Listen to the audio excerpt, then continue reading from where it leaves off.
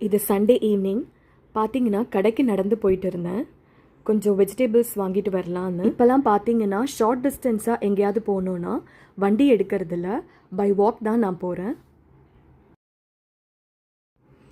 அங்கேருந்து நேராக vegetable shop வந்தாச்சு.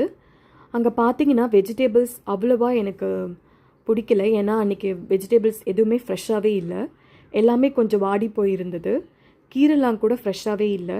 ஸோ அதனால் நாளைக்கு வந்து ஃப்ரெஷ்ஷாக வாங்கிக்கலான்னு நினச்சி வந்துட்டேன். அதுக்கப்புறம் ஒரு பிரிண்ட் அவுட் எடுக்க வேண்டிய வேலை மட்டும் இருந்துச்சு.